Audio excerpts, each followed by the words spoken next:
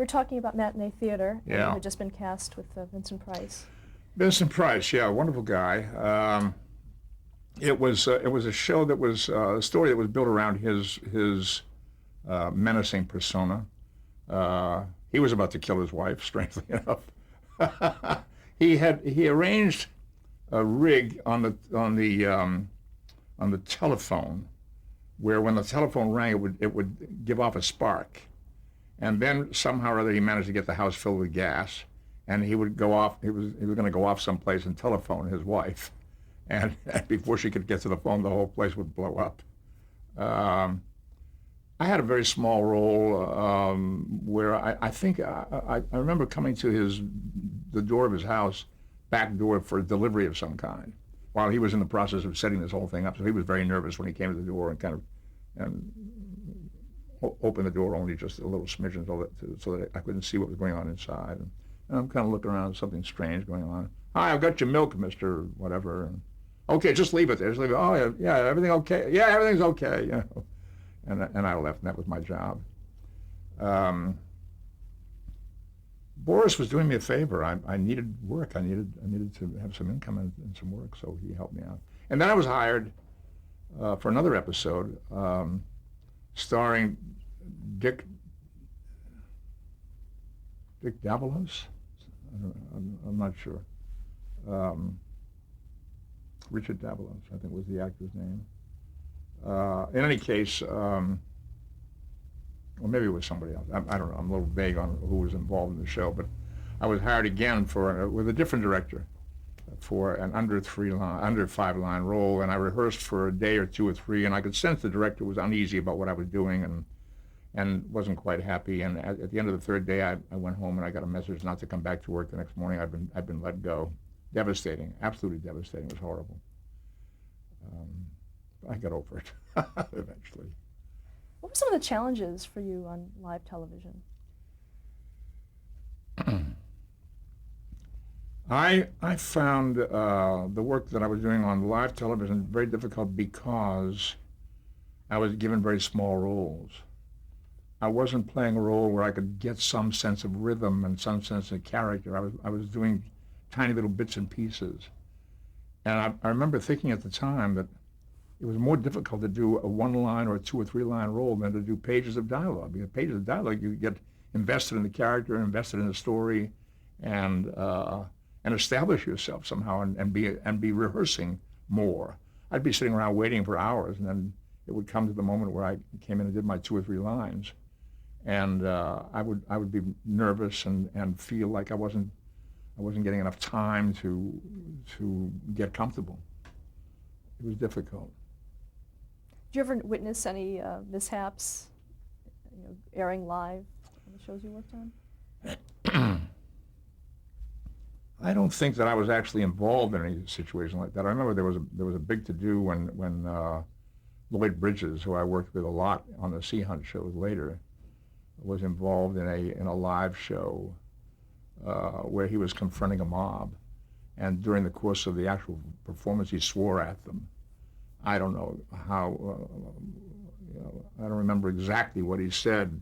Called them sons of bitches or something, and there was a big to-do about it. He swore on live television, And once in a while, watching TV, you would see some funny little thing happen. You'd see on a show like Matinee Theater, where a scene would be finishing, and the camera would come up, the shot would come up on another set somewhere where the actors were moving into another set, and there'd be a prop man caught on camera, scurrying off, That kind of thing would happen occasionally.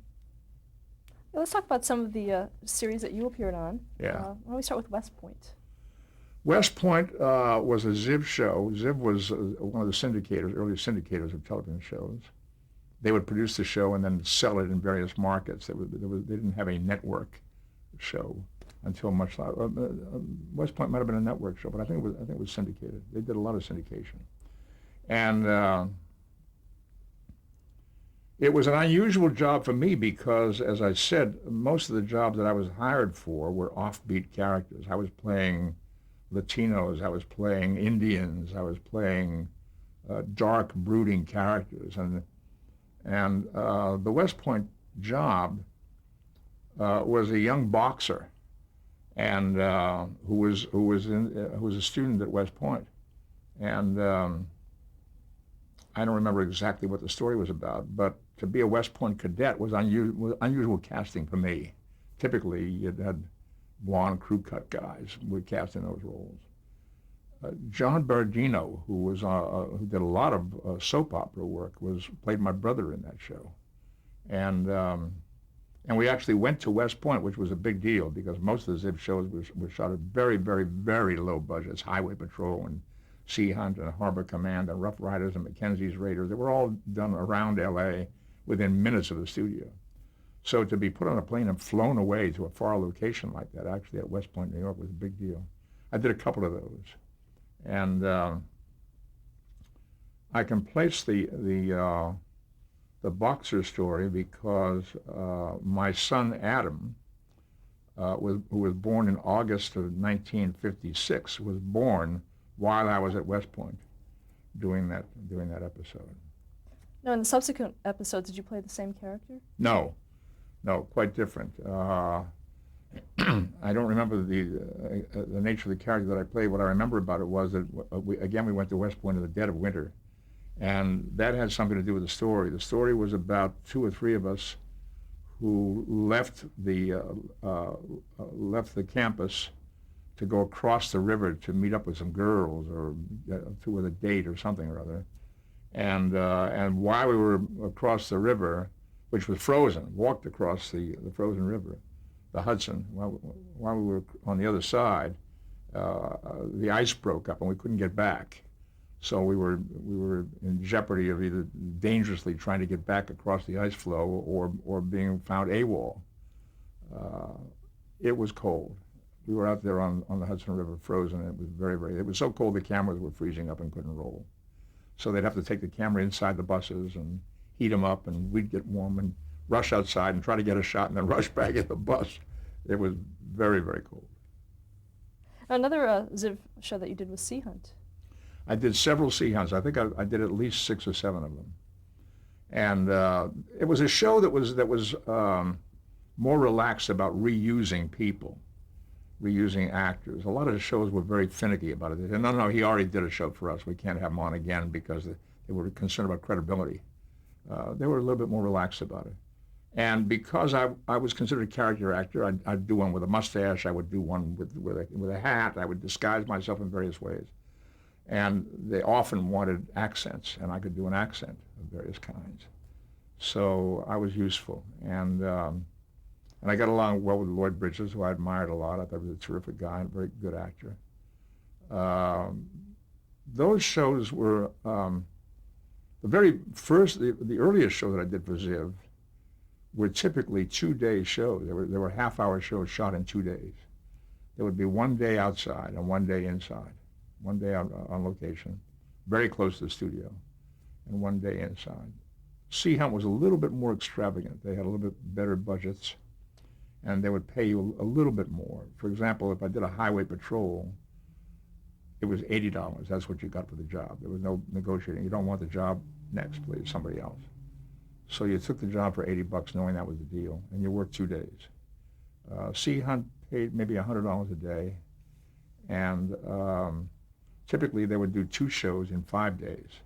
So you had a 2.5-day schedule, and they would sometimes hire you for 2 shows, pay you $500, and you'd do 2 episodes. Did you feel any stigma working on a syndicated show versus a network show? Did that matter to you?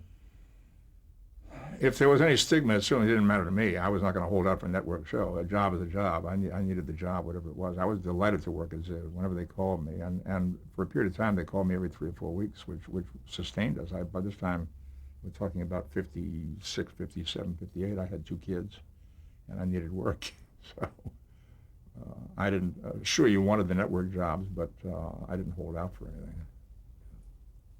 Another show was The Wagon Train. Wagon Train was a very important event for me. It was as I recall, I think I did 2 or 3 of them, but the one that was terribly important for me was was a show which starred Ernie Borgnine, and I played his son. And we got on well, and he was very helpful. He was already an Academy Award winner from Marty, and a very congenial guy, and they evidently liked what I did. The studio, I think it was Universal, I could be wrong about that, called me back several times after Wagon Train for other shows, and it really gave me some new momentum, and I started making a little bit more money. It was a larger role than what I've been playing previously, more dramatic opportunity. And as I said, Borgnine was helpful, and we developed a good rapport, good relationship, and he kind of guided me along in a couple of spots where I didn't quite know how to deal with the character and the plot, and it worked out well. It was a very important event for me. You remember the storyline? The story was we were Basques, sheep herders, and as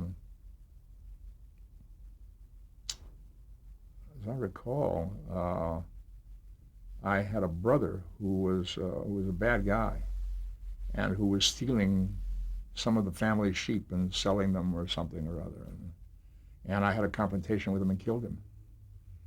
So there was this terrible blood of the brother on my hands kind of story.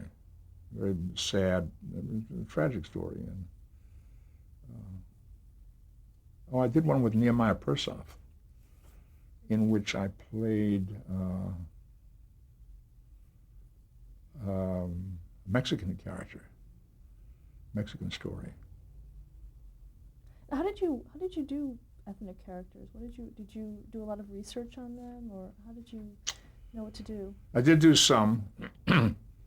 We were in a period where actors like myself could be hired to play ethnic characters, much unlike what's going on today. I think today most of the ethnic characters are being played by ethnic actors. Fair enough. The feeling was if you could do it, we hire you. And often I would be cast to play Mexicans or whatever, along with the actors who were Mexicans and or Latinos, and I would be guided by their rhythm and their sound, and I guess I was kind of chameleon-like, and I could find my way into a comfort zone with them. They were helpful.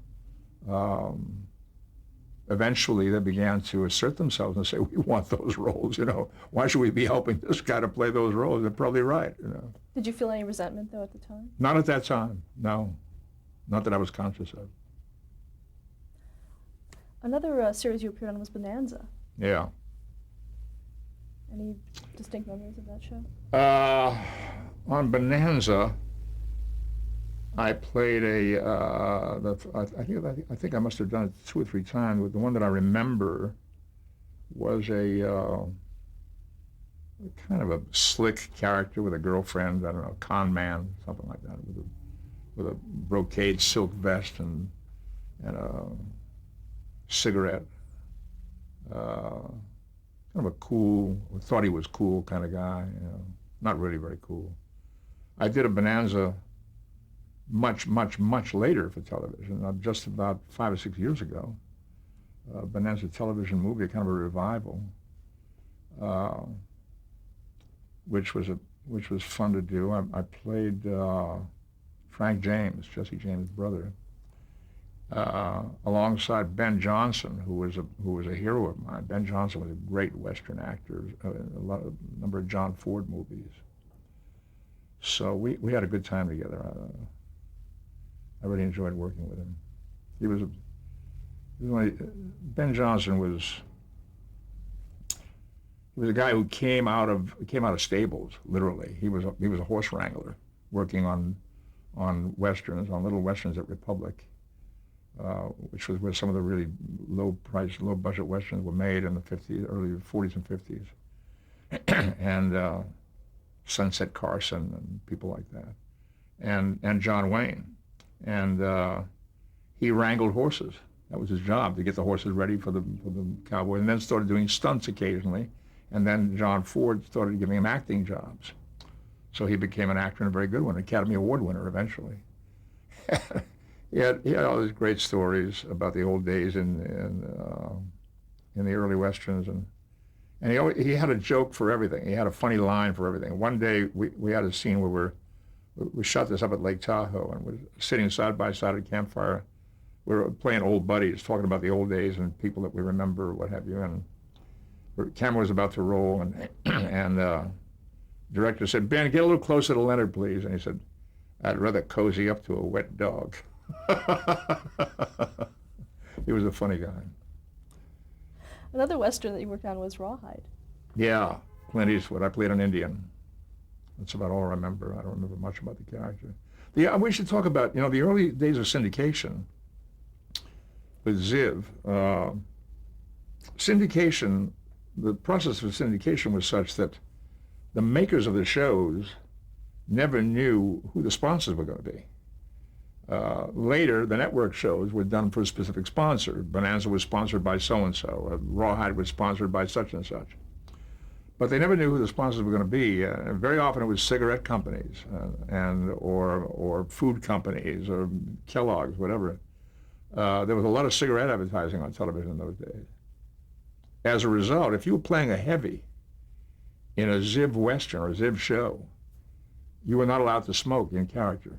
Your character was not allowed to smoke because they were concerned that potential cigarette sponsors might not want, the cigarette sponsors did not want bad guys smoking in their shows.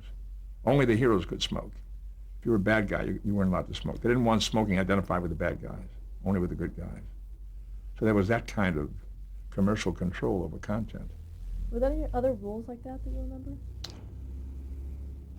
There may have been. I can't honestly say that any comes to mind at the moment. But that was a shock to me. One day I was playing a heavy in some little Western at Ziv, and I asked the prop man, they had these brown cigarettes that were appropriate to the period, to the Westerns. And he gave me a cigarette, and I lit it up and said, "Oh, no, heavies don't smoke on these shows." Oh, really? I get it. We're making the shows for we don't know who, and therefore they're concerned about the identification. Another Western was a Gunsmoke. Yeah. Again, a show that I worked on more than once. What was particularly interesting was that Gunsmoke was the last job that I did, a lead in the Gunsmoke, guest starring role in the Gunsmoke show, was the last job I did just before I started shooting Star Trek. I had already done the Star Trek pilot, and I was hired for this story, playing an Indian. The show is called The Treasure of John Walking Fox, and I played John Walking Fox. Kind of interesting story. It was nicely written.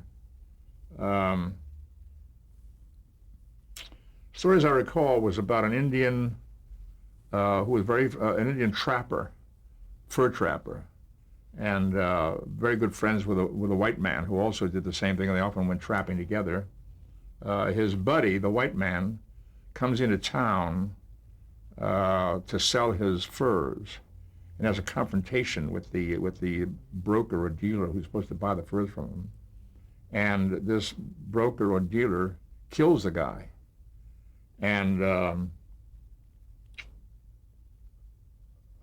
don't remember exactly what the trend of the plot was, but there was something about there wasn't going to be any justice for this friend of John Walking Fox. So John Walking Fox comes into town and starts to drop in various places at various business establishments gold coins. First he pays for his friend's funeral with a gold coin. And then he goes to the hotel and checks into the hotel and drops a gold coin. Word gets around town that there's an Indian around town dropping gold. And somehow he gets the word spread around that there's a cache of gold hidden out in the woods. And he gets these two opposing forces. One of them is the guy that killed his friend, to go out and start beating up on each other, trying to find the gold. And eventually the guy who killed his friend, as I recall, gets killed in a gunfight between all these bad guys trying to find John Walking Fox's supposed treasure. There is no treasure, but he's built this story. And so it was kind of a wry way of getting to social justice. And John Walking Fox leaves town, still an enigma. Was there ever a treasure, or wasn't there? That was the story. Did you work closely with James Arness on this? Yeah, I knew Jim before Gunsmoke. As a matter of fact, just before I left to go into the service, which was, I went in December of '53, there was an effort to start an acting company in the western part of Los Angeles, some actors who just wanted to do some work and be active on stage. Jim was in the company. There were about 15 to 20 people involved. I was involved very briefly because I was off into the service. And then I was stationed in Atlanta, Georgia, and I was listening to this very popular radio show called Gunsmoke. It was very popular. It was on several times a week, as I recall. It was good. And then I heard that Jim Arness was in town promoting a movie that I think he acted in with John Wayne. And I called him. We had a conversation. He said, "What are you doing here?" I said, "This is where I'm stationed. I'm here in Atlanta." And I said, "What are you up to?" And he said, "Well," he said, "I just agreed to do this television series called Gunsmoke." And I said, "Boy, if it's as good as the radio show, you're in for a ride, because the radio show is very well done and very popular here. It's on a couple of times more a week." And he said, "Oh, good, I'm glad to hear it." And he went off and started doing Gunsmoke. Another Western was The Virginian. Yeah. Jim Drury was the Virginian, and help me, the actor who played Trampus. Was it Lee J. Cobb? Doug McClure. Doug McClure became very popular on the show.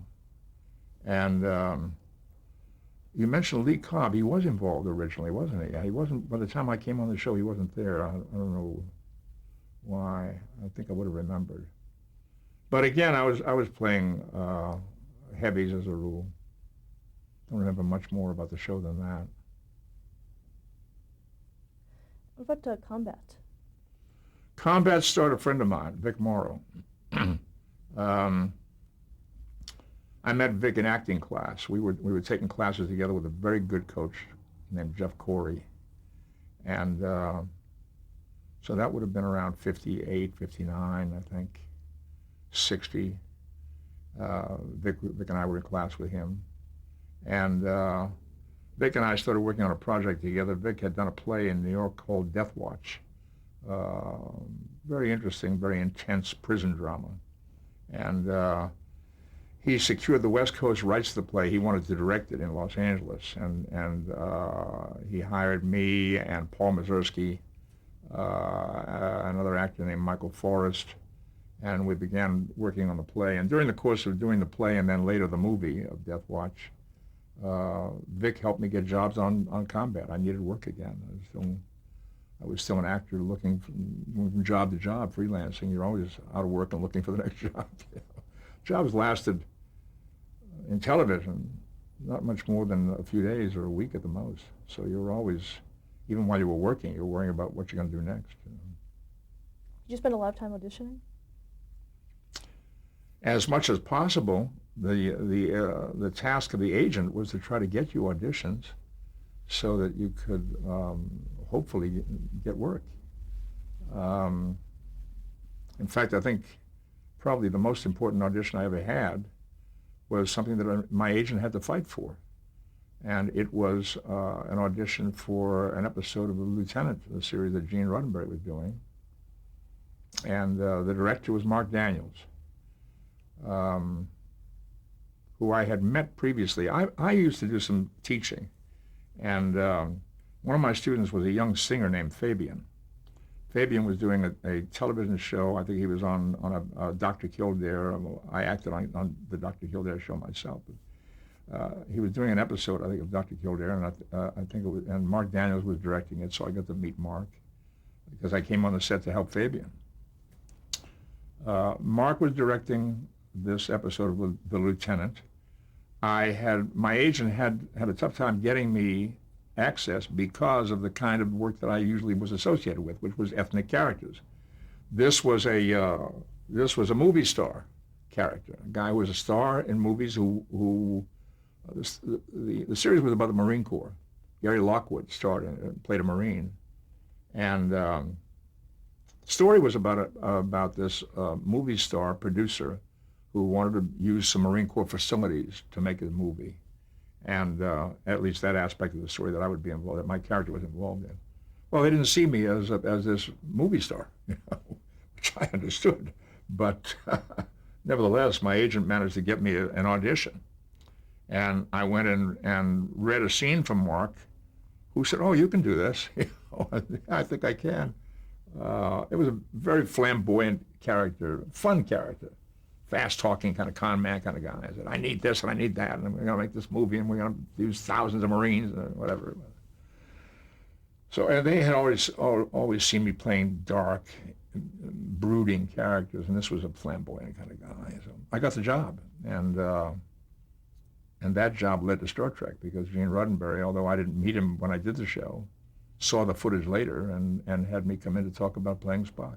Was Majel Barrett on that show too? She was in that episode as well. That's right. She and I both were exposed to Gene Roddenberry in the same way, at the same time. I think she played my secretary or something in that show. And Mark Daniels became one of our best directors on Star Trek. So I had a lot of association with him. He directed The Treasure of John Walking Fox, ironically, which was the last show that I did before we started shooting Star Trek. So, so he had directed you, but still he directed me first in Lieutenant, and then around that time, a little while later, we did the pilot for Star Trek, which Mark was not involved in, and then I did The Treasure of John Walking Fox on Gunsmoke. But by that time, I already had word that we were going to start shooting Star Trek. So when I did the Gunsmoke with him, I knew that I was going to do Star Trek, but I don't think he did. And then not long after that, a few weeks later, here came Mark onto, we kind of leapfrogged each other onto Star Trek. Okay, before we talk about Star Trek, there's a few other series I'd like to talk about. You appeared on Get Smart. Yeah. Yeah.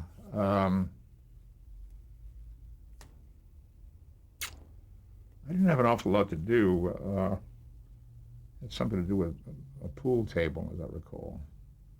Pool rooms, scenes in a pool room. And I was one of the heavies. I